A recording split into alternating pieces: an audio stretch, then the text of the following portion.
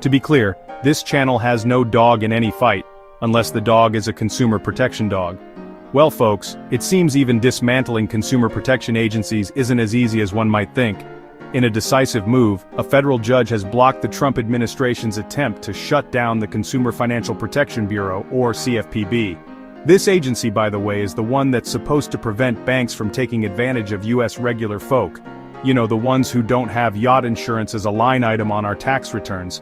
This whole thing started when the Trump administration, in collaboration with Elon Musk's Department of Government Efficiency, or DOGE, decided the CFPB had to go. They fired staff, shuttered offices, and basically told everyone to go home.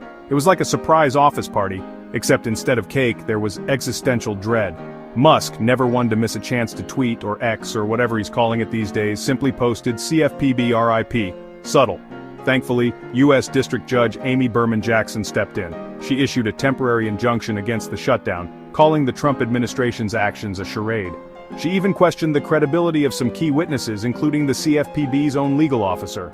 Awkward. The judge's ruling was a major victory for consumer advocates, and a significant moment for consumer rights.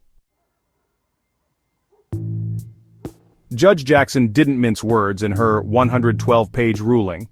She basically said the Trump administration's attempt to change the CFPB was about as subtle as a monster truck rally in a library. She pointed out that the CFPB was created by Congress, not the president, and therefore can't be dismantled on a whim.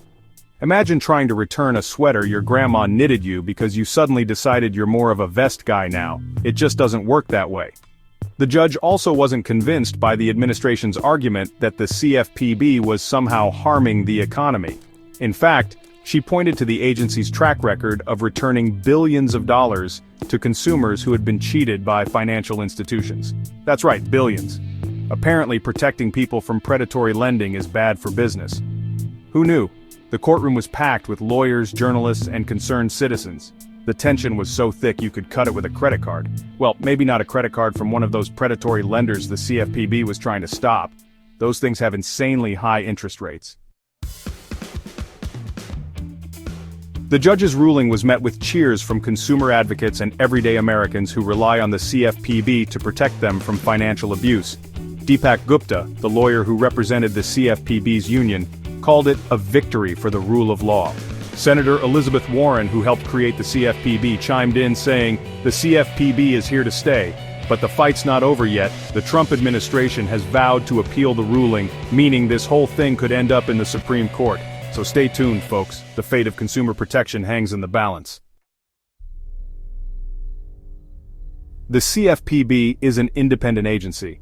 That means it's supposed to be free from political interference. But the Trump administration has had a unique approach to the agency from day one. They've appointed industry insiders to key positions and adjusted funding, and tried to tweak regulations. This latest attempt to shut down the CFPB is just another chapter in the saga. They've also made changes to rules on Wall Street and environmental regulations, and have had a unique take on the Affordable Care Act.